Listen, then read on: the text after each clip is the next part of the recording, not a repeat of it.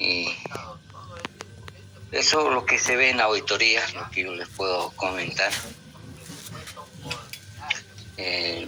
Por eso yo les decía que en auditoría no hay limitación alguna, pues, o sea, el auditor tiene acceso a toda la información. No hay limitación, o sea, nadie nos puede limitar en cuanto a la información, ¿no? Entonces, muchas veces, por ejemplo, el gerente dice es información confidencial, pero para auditoría no hay confidencialidad. Estamos obligados a conocer esa información. Ahora que no tengamos que sacar fotocopia o que no tengamos que sacar foto, es otra cuestión. Pero debemos tener acceso a toda la información. Entonces, y si no nos proporciona, entonces tenemos en el dictamen decir que hubo una limitación en cuanto a la información, ¿no? Entonces, eso es lo que pasa en auditoría, que no, nuestra ventaja es que no debe existir ninguna limitación, ¿no? De información tenemos que conocer y es más, ustedes saben, por ejemplo, que en materia de impuestos yo no puedo hablar como auditor únicamente, sino tengo que coordinar con la empresa para que podamos defendernos ante impuestos nacionales si hubiera alguna contingencia tributaria, ¿no? Porque el auditor está, digamos, en la condición de conocer todas las contingencias tributarias. Entonces yo no puedo pelear por separado, ¿no? Sino que ahí sí o sí tenemos que conocer cuál es el problema que tiene la empresa y en función a eso adoptar una posición, ¿no? Entonces, eso es lo que sucede normalmente en la práctica, ¿no? Yo le digo al gerente que tenemos que compatibilizar criterios para que hagamos frente ante impuestos nacionales si hubiera alguna contingencia tributaria, ¿no? Ahora, que yo me defienda por separado, ahí estaríamos hablando otro idioma, ¿no? Entonces el auditor está obligado a conocer el problema de la empresa y luego adoptar una posición, ¿no? ¿Cuál va a ser la posición que va a tomar auditoría, ¿no? Entonces he podido ver, por ejemplo, en las empresas petroleras son millones, pues, ¿no? Millones de pólizas, ¿no? Que no están, digamos, declarados, y estoy hablando de 1 millón, 3 millones de dólares, ¿no? Entonces es mucho dinero, digamos, ¿no? Y eso.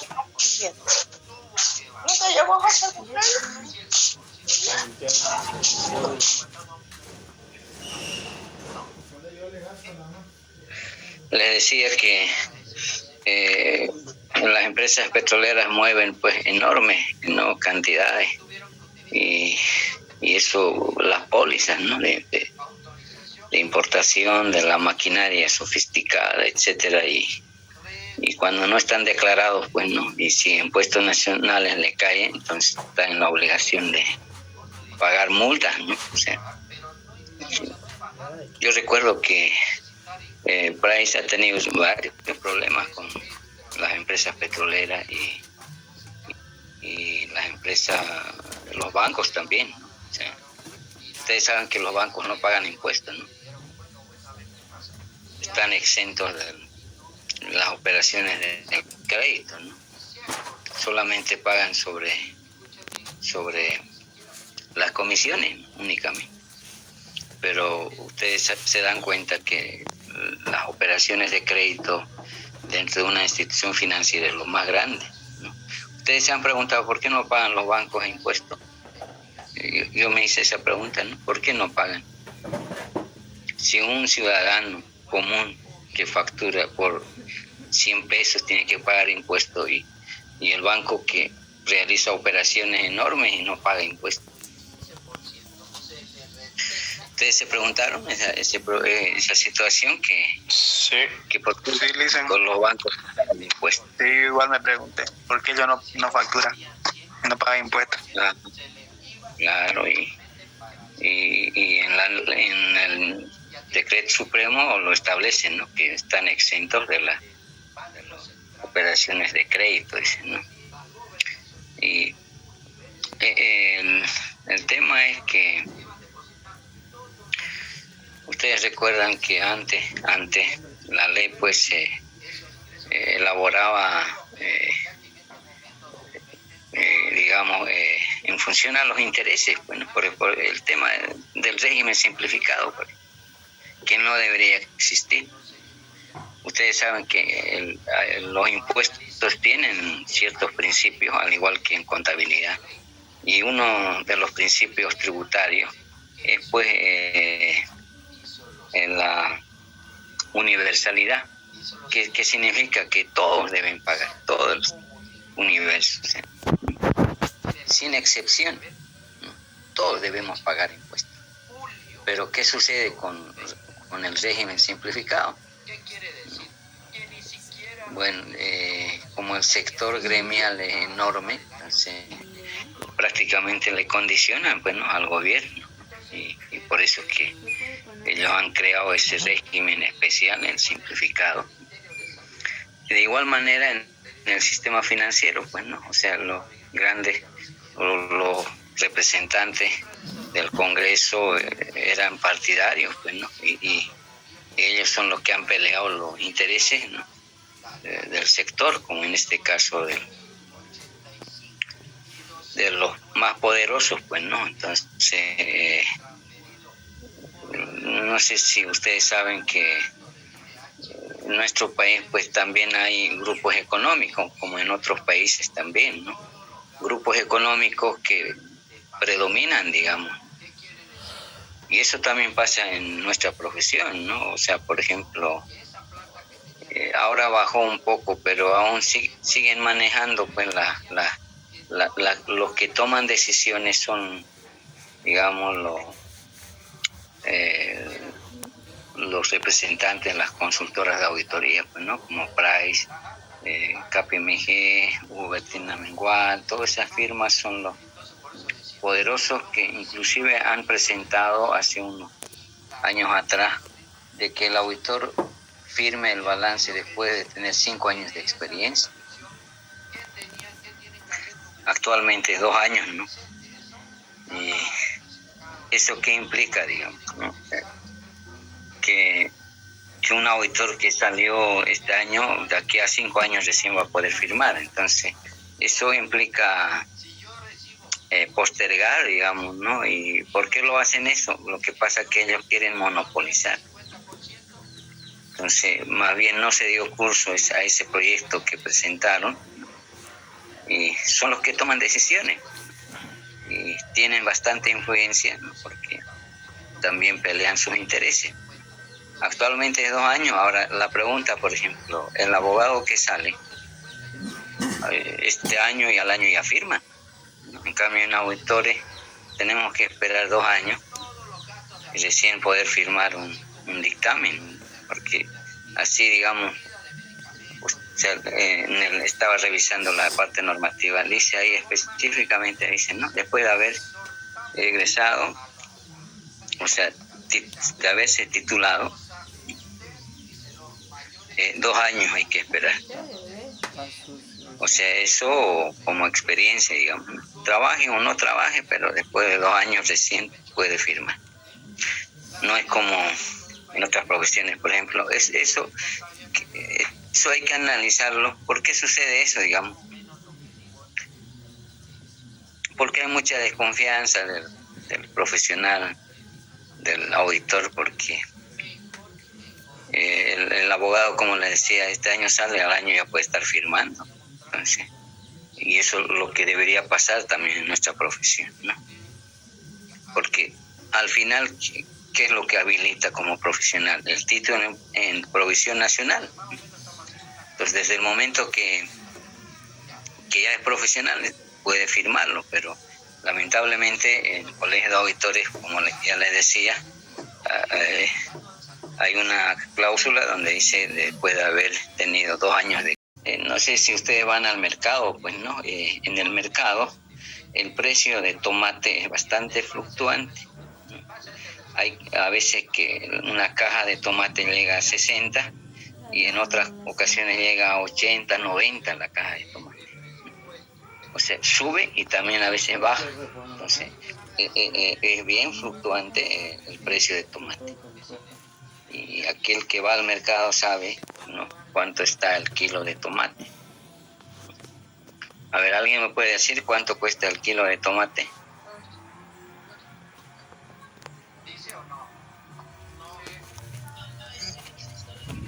Nadie pues va al mercado. O sea. ¿A 5? A 5, ¿no? O sea, hay de 6, de 5, ¿no? O sea, diferentes precios, ¿no? Por el tamaño. Por el tamaño, ¿no? Entonces, no es un solo precio, por eso le decía que es bien fluctuante, digamos, el precio de tomate. No solamente en el precio de tomate, también en cebolla, en la papa, en la yuca, o sea, hay diferentes precios, ¿no? Que ahora, por ejemplo, yo trabajé en una empresa colombiana, me han asignado que haga un control de precio de los productos agrícolas, digamos, ¿no? Por ejemplo, ellos llaman a la papa patata. Mire el trabajo que tenía que hacer para que ustedes no se van a... Yo no tenía que comprar, pero tenía que averiguar, por decir, las papas grandes, patatas llaman ellos, las patatas grandes, 1 kilo, ¿cuántas patatas eran? Digamos, 2, 3, y mediano, y las papas pequeñas, digamos. Entonces tenía que pesar y saber de 3, digamos, grandes, medianas y pequeñas, saber el precio y saber cuánto pesaba, digamos, 1 kilo, digamos. Entonces, de cada producto, ¿se imaginan ese trabajo que tenía que hacer en el mercado? En muchos casos, cuando iba a los diferentes mercados, o sea, no solamente querían de un solo mercado, querían de 3 mercados los precios. ¿Se imaginan hacer ese trabajo? Me costó 3 meses, estuve en eso, yendo al mercado y haciendo pesar. O sea, no compraba, y ustedes saben que se enojan. Si no compra uno, se enojan. O sea, le está haciendo pesar y si no le llevas. Entonces, ese trabajo yo lo he vivido y hicimos, ¿no?, un trabajo bastante minucioso porque querían 3 cantidades, o sea, tres clases de productos, grandes, medianos y pequeños, de diferentes mercados. Ellos nos daban qué mercados, los más populares, los mercados más populares. En este caso, por ejemplo, el abasto, que la ramada, son mercados que sí o sí hay que ir, ahí hay que pesar, ¿no? Y ese trabajo fue de la Organización Internacional del Trabajo. Y sí fue un proyecto. Hicimos una comparación de los precios Perú, Bolivia y Ecuador, que son países similares, digamos, ¿no? Entonces, y después ellos iban a ver la calidad del producto que se produce en cada país. ¿Se imaginan? O sea, cómo van ellos investigando la calidad? O sea, por ejemplo, las papas grandes, digamos, que se producen en Bolivia, si eran mejor que las papas grandes de Perú o del Ecuador. Entonces, la calidad, ellos iban a ver eso, qué papa era mejor calidad, digamos, que tenía mejor calidad, digamos, ¿no? Y debido a qué, digamos. Ese era un proyecto que se presentó y yo participé en una primera fase, en la recopilación de precios. Después ya fueron en Colombia centralizando la información de los diferentes países y iban a ver la calidad. Ahí es donde recuerdo que hemos ido a Oruro a averiguar, digamos, la cantidad de cebollas que producía en Oruro. Y las cebollas estaban en mal estado. o sea, a simple vista no se le puede ver, pero a través del microscopio se podía ver que esas cebollas estaban dañadas, ¿no? Y hemos llevado a los técnicos de la UTO, Universidad Técnica de Oruro, para que ellos vean qué problema tenía la cebolla. Y esas cebollas estaban ya cargados en tráiler, 10 tráiler, ¿no? Y yo pregunté, ¿y esta cebolla para dónde se va? Para Santa Cruz. Entonces, ¿se imaginan ustedes que Santa Cruz consumía cebollas ya dañadas, ¿no?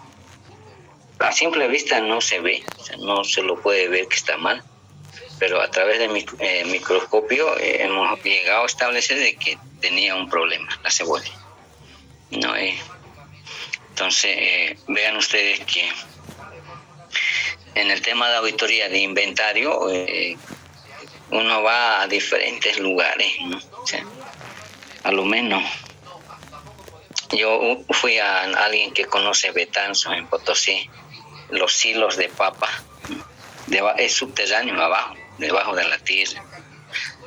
Y nunca pensé conocer, pero logré entrar y hacer inventario y Betanzos fue una zona papera. Hay una feria, no sé en qué fecha, una feria internacional donde participan diferentes países exponiendo las diferentes clases. Ahí vi que los silos bajo subterráneo. Y aquí en nuestro medio en Santa Cruz los silos externos, pues no sé si ustedes ven, por ejemplo, al ir a Guarne, a Montero, ahí tenemos los silos, ¿no? Los de soya, de arroz, todo eso son silos en esos tambores grandes que ven, ahí almacenan porque se conserva mucho mejor el producto, ¿no? Entonces, el tema de inventario es bastante complejo, ¿no? Porque también me tocó hacer inventario, por ejemplo, en el tema de Esparta, una empresa que se dedica a limpieza. Estamos hablando de Urutebeti, Esparta, son varias empresas, ¿no?, que se dedican a manejar los líquidos, los detergentes, pues, ¿no? Y hacer inventario complicado porque cuando me tocó hacer inventario me decía que tenga cuidado, que me coloque los guantes y podía manipular, ¿no? Porque son líquidos muy fuertes, ¿no? Entonces ya uno, desde el momento que a uno le dicen que tenga cuidado, ya uno mira y ya no quiere tocarlo, o por lo menos son productos químicos, ¿no? Entonces, ahora también entiendo que esas empresas se dedican pues a la limpieza, ¿no? Y utilizan una seriedad de productos, ¿no?, químicos. Entonces también me tocó hacer inventario de ese tipo de empresa. Bien, jóvenes, esa es la forma de actualizar inventario. No sé si alguien tiene duda, ¿no? Es oportuno que pregunte, y si no, pasaríamos a otro tema.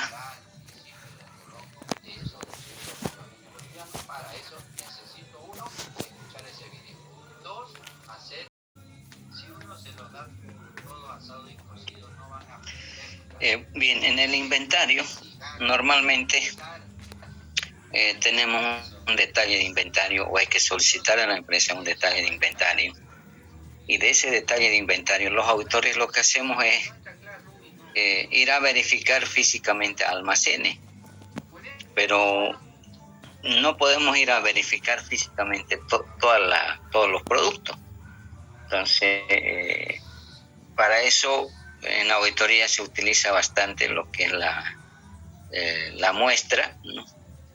En base a ese detalle se determina una muestra, y ahí ustedes pueden ver, por ejemplo, el total de inventario 1.476.321.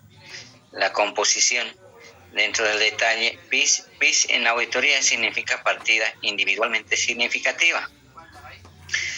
¿Qué significa eso? Que son las partidas más significativas, que serían 10, ¿no? Y En bolivianos tendríamos 1.228.351. Y partidas negativas, 0, no existe. Pero en algún momento se puede dar, digamos, partidas negativas. Entonces, si hay partidas negativas, sí o sí tiene que entrar en la muestra. ¿Por qué? Porque una cuenta de inventario no puede tener saldo acreedor. Entonces, y el resto de la población son 42 partidas, en total 52. Y la sumatoria exactamente los 1.476.321, ¿no? Está igualando con el total de inventario. Las partidas individualmente significativas son aquellas partidas mayores al error tolerable. Es decir, el error tolerable es cuando se determina en la etapa de planificación. El error tolerable sería, digamos, cuando esté analizando inventario, hasta qué importe puedo tolerar de error o irregularidad. Entonces, no sé si está dentro de este error tolerable. Tendríamos que determinar el error tolerable. Sí, tenemos que determinar porque no está reflejado, ¿no? El error tolerable es igual a ver, si me ayudan, por favor, vamos a aplicar la siguiente fórmula. El error tolerable es igual a nivel de precisión. El nivel de precisión pueden simplificar NP multiplicado por raíz cuadrada del saldo de la cuenta dividido entre total activo o ingreso, el que fuese mayor. Entonces,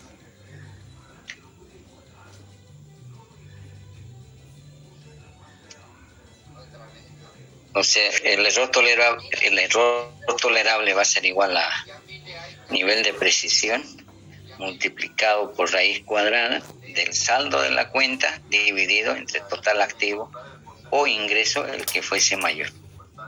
Esa es la fórmula que utilizamos para determinar el error tolerable, ¿no? Y en este momento, a ver, tenemos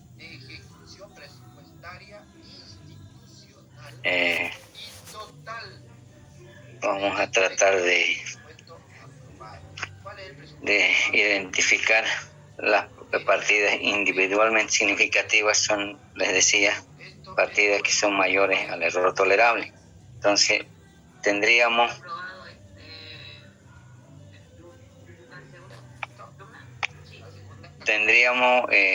que determinar el error tolerable. Igual, nivel de precisión que se está utilizando es 53.000, ¿no? 53.000. Sí, nivel de presión 53.000. Multiplicado por raíz cuadrada del saldo de la cuenta, que sería 1.476.321. Y eso tendríamos que dividir entre total activo.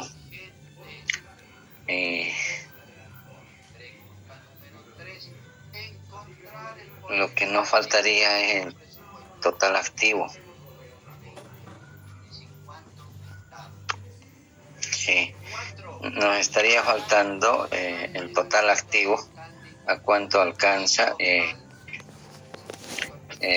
para determinar el error tolerable. A ver, vamos a ver cómo se determinó aquí. Mayor a, sí o sí tenemos que determinar el error tolerable para identificar cuáles son las partidas mayores a error tolerable. A ver.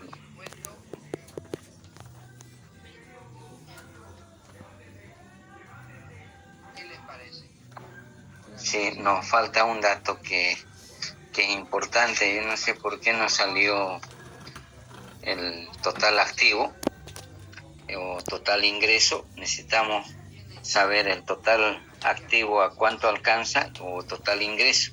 Se toma siempre el que fuese mayor. Entonces, yo creo que esto vamos a dejar para la próxima, porque no tenemos información. No, pensé que estaba determinado en este ejercicio el error tolerable. Lo que pasa es, como les decía, que en una auditoría el error tolerable se determina en la planificación. Entonces uno va a la planificación y ahí constata a cuánto alcanza el error tolerable para inventario en este caso. Hay que determinar para cada rubro el error tolerable. Entonces, ¿no? Y aquí, como no tenemos el MPA, entonces tenemos que determinar sí o sí, digamos, o en información nos tendría que decir a cuánto alcanza el total activo para poder establecer el error tolerable, ¿no? Está faltando esa información. No recuerdo exactamente en este momento con qué importe de activo fijo o ingresos se está trabajando, ¿ya? Entonces, jóvenes, dejemos para la próxima clase. Yo les voy a explicar esto, cómo se determina, determinar la muestra. Ahora, importante también que ustedes sepan, por ejemplo, qué método de muestra estamos utilizando. Por si acaso, el método es MUM. MUM significa muestreo por unidad monetaria. M-U-M. MUM significa muestreo por unidad monetaria. Ustedes van a entrar a internet, hay una infinidad de métodos de muestreo. Entonces, en auditoría el que más se utiliza es el muestreo por unidad monetaria, que es el que estamos viendo. Eso para referencia, porque yo recuerdo cuando me presenté, cuando presenté la propuesta en el Cine Center. Por si acaso, Cine Center está manejado por españoles, y la pregunta que me hicieron fue qué método de muestra iba a utilizar en inventario, ¿no? Y ahí me acordé de la universidad, ¿no? El método del muestreo por unidad monetaria. Y créanme, habían auditores de Price, auditores de KPMG, auditores de otras firmas, no sabían qué método de muestra iban a utilizar. ¿Se imaginan? Fue una pregunta, digamos, inesperada, digamos. Entonces, por eso que yo ahora les digo qué método de muestreo vamos a utilizar. Se llama MUM, muestreo por unidad monetaria. Entonces, así, ¿no? Me preguntaron hace unos 2-3 años atrás que me presenté para hacer auditoría, y